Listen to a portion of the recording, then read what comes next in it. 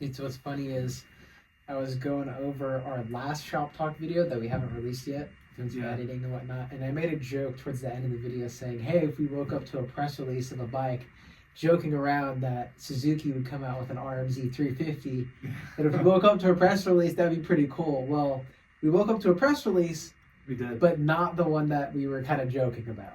No, nor the one we were expecting. Yeah, exactly. It seems quite early for something to be dropping. Yeah, but at this point, I guess if we're looking back at history now, this company kind of has the MO for pushing almost the envelope, but doing early releases because they just want to get the new product out. Oh yeah, they love to jump in the pool first.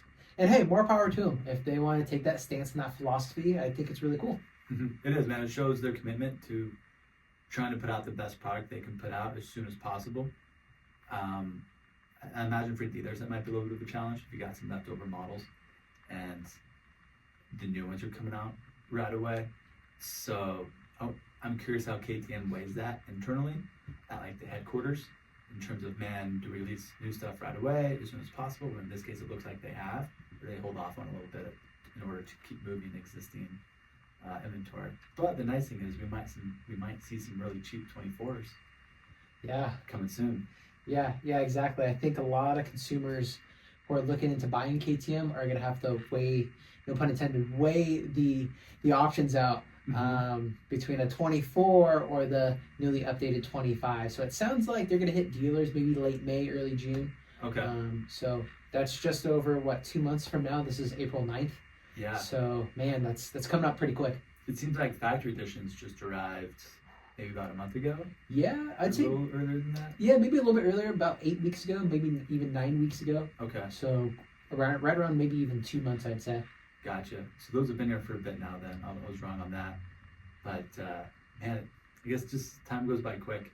It sure does. Because I've seen a few out on the track already, but it didn't make me think the 25s would be that close. I thought it'd be quite a ways off until we had an opportunity to get a newer model. Yeah, last year was something similar, but that I kind of more understood because the model year 23 to 24 bikes saw no change outside of graphics. So that was just, that's a very simple change for a manufacturer such as KTM to do. But to see a heavily revised bike this early in early April is quite surprising. Yeah. I wonder if that would definitely take some effort on their part supply chain wise to make some changes. So I almost wonder if these changes were put in place early in 2023 in order to get the supply chain caught up on, so that way they could release bikes at a production volume with that. Because it seemed like a lot of updates they did were kind of already well known on the race side of things, on the factory KTM services side, and then slowly coming out more publicly as well, which is from riders' experience with the bikes also. So with that in sight, I would think 2 years is a pretty quick reaction time for them to make such changes to their bike and get that into the factory, into production that quick. But I mean, before we go into the changes, let's talk about the aesthetic. Yeah. What do you think about the new look of the bike? It's pretty cool. I think the bodywork really resembles the 23-24 bike. They did make some changes to the shroud, but obviously has a striking new graphic scheme, which is quite darker compared to some of the other graphic schemes that we have seen recently from KTM. For sure, definitely. It's when I saw that, it was making me remember an older KTM, so I started Googling some stuff. And I was working at a KTM shop around this time as well. And around 2013, 2014, they had very similar graphics. And also between about 05 to about 2010, they had very similar, just mostly orange and mostly black for the colors. One thing they did have is they had black fork tubes on there as well, which was pretty cool at the time. It looked rad. But I do remember being a suspension guy at the KTM dealership. In the summertime, their forks would get absurdly hot. And it would feel like the forks wouldn't move. They wouldn't move at all. So they felt like they wouldn't move because they weren't. And that's because the black tubes have just absorbed the heat from being out in the sunlight. Now keep in mind, this is Arizona. It was over 100 degrees out in the summertime, so it's not applicable to everybody. But yeah, I did the throwback to kind of the color scheme in terms of the predominantly orange and some black in there, and the new styling with it. It's kind of like a throwback or a nod to where they've come from, and then the new styling to show like how updated they are. Yeah. In terms of, so I think it's really cool, but I'm always a big fan of the simple 1 or 2 colors and darker colors, not so much a lot of white or even purple, like the last models. Yeah, I think this one looks pretty gangster. I think a lot of people were out on the whole purple thing for 23, especially 24, because they added more purple. And people were like, dude, what are you doing? Personally, I don't mind it. That's not a deal breaker for me or anything. I think a new bike just looks sexy in general. And 99% of people do this. They buy a new bike and they get graphics, a seat cover right away. Guilty. Yeah, same here, right? So, Yes. I mean, like, I could really give a damn what the stock graphics look because I'm going to change mine anyways. Mm-hmm. Yeah, true. Good point. Well, let's get on to the updates part then, the fun part. Yeah. So, what are some areas you learned that were updated? So, looking at the bike itself, it heavily resembles the factory edition, which we were talking about earlier in this video, that came out into dealers about 2 months ago. Now, the big changes with the factory edition compared to the 23-24 bike is the tube wall thickness of the chassis.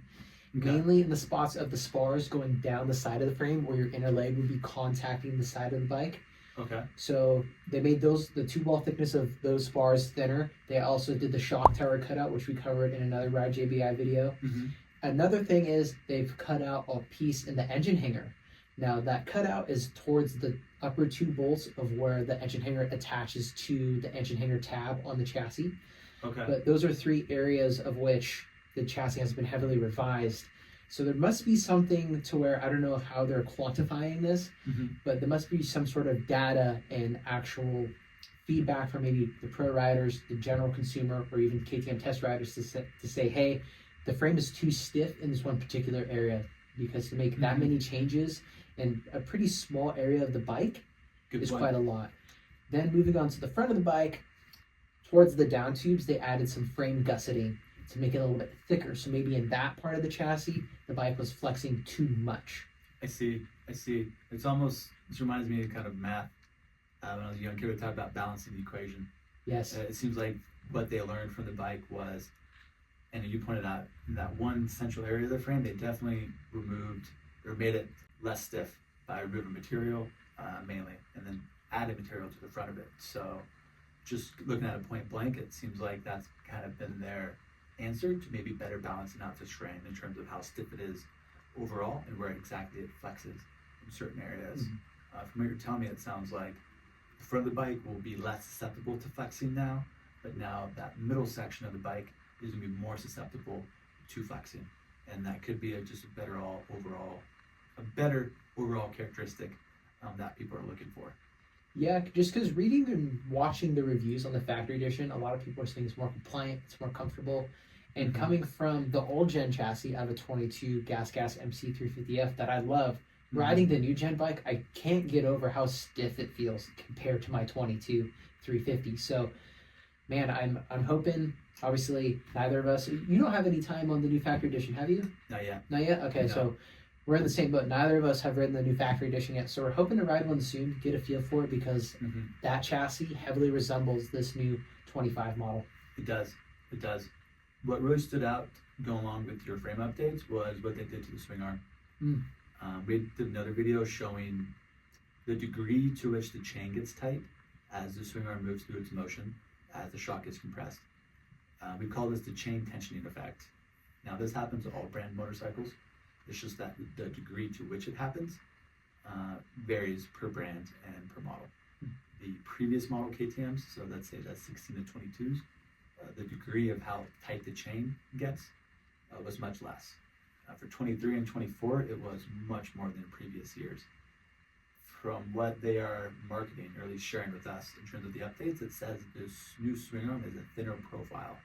I don't think they mean by the actual wall thickness of it. I think they mean by, if we're standing back and looking at the bike, the width of the swing arm and where the chain circulates around that area. So I believe they reduced the height of that, so that way the chain has more wiggle room before it touches the swing arm and won't get so tight. I believe with that, they also updated the shock settings to actually be firmer than in previous years. And I think that would go hand in hand with, since the swing arm is no longer binding the chain as much, in a sense acting kind of as a secondary damper, meaning resisting motion. since that's been reduced, we can now build that damping resistance back into the shock. Ideally, we would want it to be. So we want the shock to be the damper. That's what its primary job is to be. We don't want the chain to be acting as a secondary damper. The main function of the chain is to drive the horsepower from the motor to the rear wheel. We don't need any secondary influence from the chain in the sense of creating damping. Again, yes, it's always going to be there, but I think the degree to which it is there could definitely be improved, and it seems like it definitely improved it for 25. And man, this bike has got to feel way more comfortable than last year's based on what you told me with the frame updates and then the complementing swing arm updates. Yeah, absolutely. And then moving on to some other changes, they did change the air boot. It has a different stack on it, so that's a little bit different. Slightly different material, I believe, so it's not going to be as deformative as the outgoing one. New for this year is the introduction of Dunlop MX34 tires. I believe they came with 33s in the past, so updating to that new 34 tire is nice as well. Their products they've been putting out, I feel like it's never been a huge change in performance, but it's always been this incremental, like, wow, that 33 is better than a 32. That 32 is a little bit better than 31. It's just impressive at the rate we should do a video on that. Just tires in general. That'd be a hot one. Yeah, I want to do like a tire shootout. We should. Like, dude, could you imagine just having like, I mean, this is kind of a lot, but like the quickest and most maybe efficient way to do it is just have like a couple set of wheels and then just different tires and then just swap them out real quick so you get like the least amount of variability in the track. Yeah. So that would be really cool to do one time. That would be mad. We could do some lap times and then even just have a few different tracks. And then even show maybe the same track just on different days. Yeah. Just because of how it shaped up due to weather and climate. Yeah. We might even have to cut this out. We don't want to give away all our ideas. Yeah. Somebody else does this before us. Watch out. We'll be envious. Yeah. We'll be pissed. Just kidding. But yeah, man, this 25, it looks good. It looks good. The changes that they made, it sounds like they're listening to not only the consumer, but also the pro riders, test riders. It seems like all around, like KTM has really taken the advice and the suggestions that people have been making. Yeah, you know, in 2022, when KTM was on the new bike for Supercross, it was pretty obvious that some of the riders of theirs struggled through the boops. Yeah. Almost all of them. And then in 2023, it was massively better. Yeah. And from some rumblings I heard around here locally was that on the pro side of the racing program, they had already worked on frame updates and the swing arm updates. And I think as we saw the previous year in 2023, their bikes looked massively better through the boops. And again, this year they look even better again. So it's cool to see them passing that development down to us and this quickly as well. Yeah, you know, certain brands take longer than others to respond to criticism of their bike. With that being said, as far as the actual changes of the bike, so it's pretty cool to see them do a pretty quick turnaround. Obviously, that factory edition, the new gen factory edition was introduced going to 2022. So I mean, that's just over 2 years ago. That's not a whole lot of time. Obviously, that bike stayed the same into 2023 and has now been updated into the 24 factory edition, which would be the 25. A lot of halves, and it's very messy in a way. It's easy to get confused. But it is cool that they got us this, not necessarily on time, maybe even ahead of schedule. Yeah.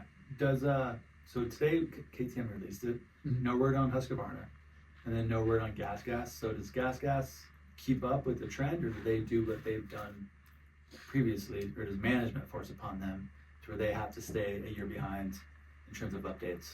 Yeah, I think we will see the Husky press release pretty soon. I have no insider information on that, but just because KTM has released their stuff, and the Husky isn't all that different minus the lower suspension platform, I would imagine we see the Huskies pretty soon. Now, the Gas is a tricky one because that was like their budget-friendly option, but it now is starting to come into this odd territory where it's not really the budget option anymore.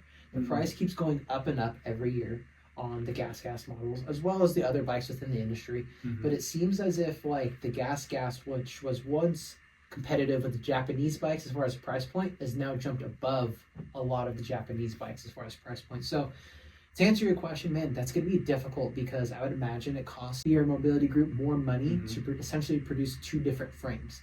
Now, they're not necessarily changing the geometry within the frames, but to produce the factory edition frame, or what will now become the 25 edition frame, to the current 24 frame is different.